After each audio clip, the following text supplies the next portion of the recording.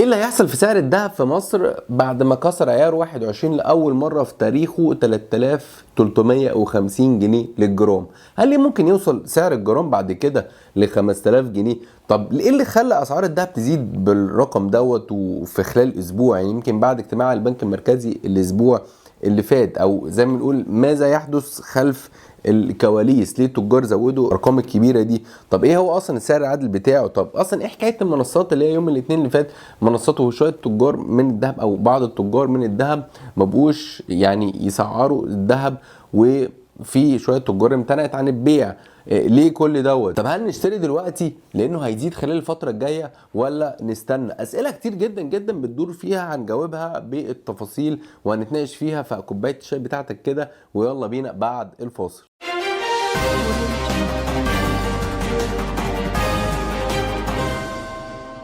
ازيكم عاملين ايه؟ يا رب تكونوا بخير. انا معاكم محمد عسال في القناه اللي تخص البنوك. استاذنك تعمل اشتراك في القناه لو انت مش مشترك، وتدعمنا بلايك لان ده بيوصل فيديو لاكتر ناس ممكنه. طيب خلينا نخش في موضوع على طول، موضوع اسعار الذهب. طبعا الموضوع كده ابتدى الناس تتكلم عنه، او الموضوع ابتدى يثار تاني بعد ما بعد ما سعر الذهب في مصر وصل لكام؟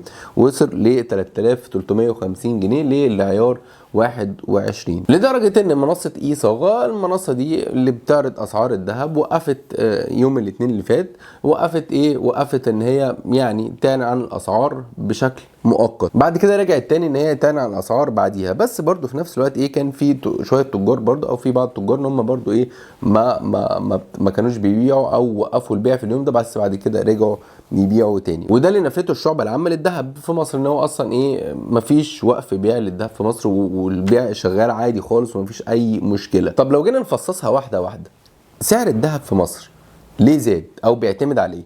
طيب النهارده لما بنشوف سعر الذهب ليه 3 مقومات بيعتمد عليهم. اول حاجه معانا ان هو بيعتمد على البورصات العالميه. النهارده سعر الذهب عالميا زاد، طبعا هو في اجازه الايام دي، بس هو في بس على اخر قفله للبورصات العالميه كان وصل ل 2085 او 2060 دولار للاوقيه. فده بنتكلم سعره عالميا طالع من كام؟ من اول يناير طالع من 1875 دولار للأوقية. الحاجة التانية اللي هو بيعتمد عليها سعر الذهب في مصر هو سعر دولار السوق السوداء. هنلاقي ان سعر دولار السوق السوداء زاد خلال اليومين اللي فاتوا، فعشان كده سعر الذهب زاد. طيب الحاجة التالتة وهو الطلب. احنا كده بنتكلم على بنتكلم ان الذهب بيعتمد على البورصات العالمية، بيعتمد على السعر في السوق الموازي وموضوع الطلب والعرض. ولا ان الطلب دلوقتي زاد جدا جدا خلال الاسبوع دوت. هتيجي تقول لي يا محمد هو الطلب زاد ليه خلال الفتره اللي فاتت؟ بص انا قعدت ادور على اراء ناس كتير جدا، في خبراء كلهم يقول لك بص يا جماعه، الزياده اللي بتحصل في سعر الذهب دي حاجه اصلا مش مبرره، ودي تعتبر مضاربات على سعر العمله ومضاربات على سعر الذهب. انما الكلام اللي بيحصل ده حاجه مش مبرره. طيب هتيجي تقول لي طب ليه زاد الطلب مره واحده؟ الطلب زاد يعني برضو برجح ان هو لان في ناس كتير كانت متوقعه ان البنك المركزي يزود سعر الفايده او هيطرح اوعيه جديده ادخاريه غير الشهادات الموجوده دلوقتي، بس ما عملش كده. وخلال الفتره دي اصلا ده مواعيد استحقاق شهاده اللي هي 25%، فالناس اللي نزل لها شهاده ب 25% مش هيروح يحطها في في شهاده ب 19% او 19 75.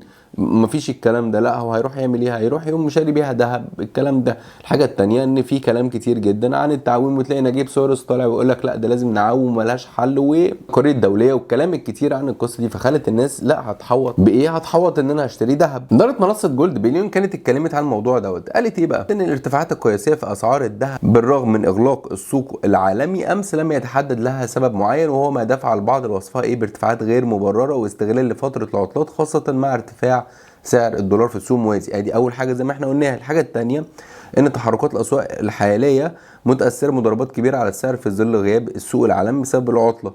طيب الحاجه الثالثه ان ما يحدث في السوق المحلي حاليا هو خليط بين عده عوامل، مثل ارتفاع سعر الصرف الدولار في السوق الموازي، الى جانب ان مبادرات واردات الذهب بدون رسوم جمارك لم تعمل على دخول كميات من الذهب خلال الفتره الاخيره لانها لم تكن ايه فتره اجازات. فجولد بيلين بتقول لك ايه ان الطلب زاد جدا ومفيش عرض، وان اصلا يعني مبادره اللي كانت عاملاها وزاره التموين ان هو الذهب يخش بدون جمارك دي يعني ملهاش اثر قوي خلال الفتره دي، لان ايه الفتره دي مفيش فيها عطلات، او الناس كلها اللي هم رجع الخليج رجع في شهر 9 وخلاص، من 9 لحد شهر 12 يعني مفيش حد بقى بيجي تاني في اجازات، هي كلها بتبقى فتره شغل. فعايز اقول لك كده الذهب ده مقيم على كام؟ الذهب ده مقيم على 57 جنيه للدولار الواحد، رقم خزعبلي، وده بيعمل ضغط على العمله. الناس المشكله دلوقتي بقت ايه تروح تقول لك انا هشتري ذهب او دولار. طبعا انا عمرنا ما اتكلمنا في القناه دي ان احنا ايه حد يروح يشتري دولار، ولما بيجي حد يبعت لي اسئله يقول لي طب اشتري دولار منين، لا مفيش حاجه. انا المشكله ببص لها من ناحيه تانية برضو، يعني النهارده انا لما اجي اشتري دولار من السوق السوداء، طب ما انا كده بخلي طلب على الدولار في السوق السوداء يزيد. طيب لما الطلب على الدولار في السوق السوداء يزيد ببساطه شديده جدا ايه اللي يحصل؟ اللي هيحصل ان الاسعار هتزيد. طب لما الاسعار تزيد، طب انا النهارده مرتبي اللي باخده قل بايه؟ ان انا النهارده لما الاسعار زادت بقى مرتبي ايه؟ الحاجه اللي كان بيجيبها الطبق البيض مثلا اللي كان بيجيبه ب 50 جنيه بقى ب 100 جنيه. فده اللي بيحصل. فالنهارده انا لما اجي اقول للناس طب اشتروا دولار، طب ما بعد ما اشتري دولار طب ما هو انا كلنا بقى هنغرق. فبنتكلم في ايه؟ بنتكلم ان لما النهارده اشتري دولار ده بيضر بالاقتصاد. ففي الاخر المرتب يعني انا اشتريت دولار دلوقتي بيكسب ماشي، طب ما هو انا دلوقتي الدولار انا اشتريته، طب ما انا هقبض بعد كده بالمصري، طب لما انا اجي اقبض طب هشتري اكل منين؟ هفك الدولار اللي عندي. طيب لو جينا بصينا هنلاقي ان الذهب في مصر سعره مبالغ فيه جدا وما انصحش حد بشرائه تماما. انا عمري ما اشتريه في الوقت ده خالص بقى. ليه؟ النهارده السعر العادل لعيار 21 سعره كام؟ 1923 جنيه. ده حق ربنا. تيجي تقول لي يا عم الرقم انت بتقول اي كلام. تعال نقيسها واحده واحده وببساطه شديده جدا. احنا اتكلمنا ايه على عوامل ارتفاع الذهب او اللي هي الحاجات اللي بتخلي في ارتفاع للذهب عشان اوصل لك ان دي اصلا مضاربه صريحه. طيب هاجي اقول لك ايه، التجار تقول لك اصل سعره عالمي زاد. طب يلا بينا نشوف سعره عالمي. ادي اول السنه اهو كان عامل كام؟ عامل ادي 1854 دولار الاوقيه. طيب النهارده يعني وصل لكام؟ 2082. لو جينا حسبناها كده على نفس الشاشه كده عملنا ايه؟ اللي هو 2082 ناقص ال 1800 قلنا كام؟ 54. طلع لي كام؟ 228 دولار مكسب.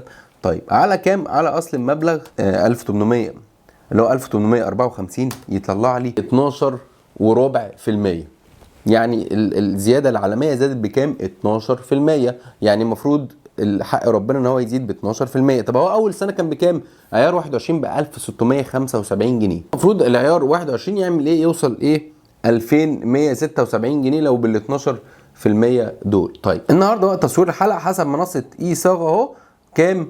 3175 جنيه شراء و 3225 جنيه للبيع. طيب فبنتكلم ايه؟ ان هو سعره ايه؟ سعره اغلى. طب هتقول لي يا عم طب ما هو برده مقوم، احنا اتكلمنا ان بيزيد بسبب زياده سعره عالميا او بسبب سعر كمان ايه؟ السوق السوداء. طب النهارده لو بص انا همشي معاك ايه واحده واحده. طب هو السوق السوداء زادت كام؟ لو نفتكر مع بعض اول السنه السوق السوداء كانت ب 34 جنيه و33 جنيه للدولار. طيب النهارده بنتكلم قول يا عم 52، انا همشي معاك لحد 52. طب لو انا عملت 52 ناقص الايه؟ ناقص اللي هو ال 34 جنيه على ال 34 يبقى في زياده 52% في سعر السوق السوداء. طب النهارده طب هو زاد 52%؟ لا. لو جينا بصينا كده على السعر اللي هو من 1675 جنيه اللي هو عيار 21، احنا قلنا سعره النهارده 3225. هعمل 3225 ناقص ال 1675 يطلع لي 1550 فرق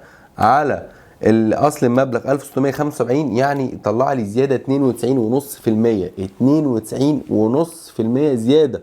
يعني ولا السوق السوداء زادت كده ولا اصلا الزياده العالميه زادت كده. طب ازاي؟ طب ليه الفرق ده؟ يعني فرق ال 40% ده عند مين؟ حتى نلاقي امبارح سعره نزل حوالي 100 جنيه. تقول لي ايه ده 100 جنيه مره واحده في الجرام في يوم؟ ده معناه ان في مضاربه، في ده اسعار مش يعني ماشيه متذبذبه، يعني في اسعار مش ماشيه صح. نائب رئيس شعبه الذهب امبارح اتكلم على قصه الايه؟ على قصه ليه سعره نزل امبارح. قال لك اصل في ناس نازله بقى من الاجازات خلال الفتره الجايه، فعشان كده جايبه معاها هدف فالمعروض زاد. كمان الناس اللي هم صغار المستثمرين باعوا في النقطه اللي هي العاليه دي، فعشان كده الايه الذهب سعره يعني قل لان المعروض زاد. وقال لك احنا مش عارفين اسعار رايحه فين الفتره اللي جايه. فمجيت سال سؤال قال لك ايه، طب هل هيوصل سعر الذهب خلال الفتره الجايه ل 5000 جنيه؟ هنلاقي ان هاني ميلاد بيقول لك ان عمر ما سعر الذهب مالوه سقف. يعني نيجي نقول سعر الذهب كان كام من زمان وسعر الذهب بقى كام دلوقتي، فسعر الذهب اصلا ملوش سقف. ممكن يوصل 5000 جنيه، كل شيء وارد ماشي حلو. يعني برضو هل احنا نشتري دلوقتي ولا ما نشتريش؟ يعني ما هو لو هو بقى بيتكلم ان كل حاجه وارده، طب ما نشتري دلوقتي، ده على كلامه. قلت اشوف برضو حاجه لاستاذ هاني ميلاد رئيس شعب الذهب، برضو بيتكلم هل نشتري دلوقتي ولا لا. ما هو الراجل قال لك وارد، هو طبعا ملوش سقف وكلامه منطقي جدا فعلا، ان هو اتفق معاه ان عمر الذهب فعلا ما كان ليه سقف، لان الذهب ده كان بقروش اصلا. يعني كان في تاجر ذهب بيتكلم معايا يقول لك انا يعني هو كان وارث المهنه ابا عن جد. هو يقول لك انا ابويا سنه 1900 وحاجه و40 كان بيبيع الذهب كذا قرش، فالنهارده احنا بنتكلم في كام الف، فده الجرام. ففعلا لو انت جيت في 1950 مثلا هتقول لي هو الذهب ممكن يوصل 1000 جنيه؟ يا عم ده اتباع كذا ب 20 قرش و30 قرش و40 قرش، 1000 جنيه ايه؟ فطبعا لا هو كلامه منطقي ان هو فعلا ملوش سقف. هنلاقي مع اليوم السابع هنلاقي الاستاذ هاني ميلاد يتكلم في الموضوع ده اهو. نصح هاني ميلاد رئيس شعبة الذهب بغرفة القاهرة التجارية المواطنين بالتأني والتريث قبل اتخاذ قرار شراء الذهب في الوقت الحالي بهدف الاستثمار. وقال ان حالة التذبذب وعدم الاستقرار التي يشهدها سوق الذهب تجعل من الصعب التنبؤ بما يحدث في اسعاره مستقبلا. وانا اتفق معاه جدا. النهارده تعالى ناخد عبره من اللي حصل قبل كده. من حوالي 6 شهور كده اسعار الذهب وصلت لارقام خرافيه، يعني وصلت كسرت 3000 جنيه لاول مره. ناس اشترت على 3200 وكده، وكان في ناس تقول لي ده انا اشتريت العيار 24 على 3200. طب وكان ساعتها رجع تاني عيار 24 ل 2800. طب انا خسرت كده جامد قوي، ده انا كده خسران، اعمل ايه دلوقتي يا محمد؟ شايف الدنيا ماشيه ازاي؟ اقول له والله انت اشتريت في اعلى نقطه، بس هو كده كده هيرجع لها تاني. عمر ما الذهب بيخسر، بس هيرجع لها تاني امتى ما نعرفش. ما اقدرش اقول لك هو هيرجع تاني امتى، بس في نفس الوقت عمرك ما تشتري في اعلى نقطه موجوده دلوقتي. دي انا شايف ان دي اعلى نقطه، رقم انا جبتها لك يعني بسعر اللي هو السوق الموازي التغير بتاعه، وبسعر اللي هو البورصات العالميه. مفيش الكلام ده، يعني سعر مبالغ فيه، ده معناه ان هو فيه مضاربه، يعني في ده سعر مش مظبوط. دي كده كانت الخلاصه كلها عن الذهب. يعني انتظر ارائكم في التعليقات، تقولوا لي انتوا شايفين سعر الذهب رايح لفين. يعني انا حاولت ابسط لك كل حاجه في الفيديو دوت، وحاولت امشيها لك بالعقل والمنطق والارقام السابقه عشان يكون عندك تصور واضح. يا رب اكون قدرت افيدكم في الفيديو. لو عجبوا الفيديو متنساش تعملوا لايك وشير، واشوفكم في فيديو جديد. شكرا ليكم.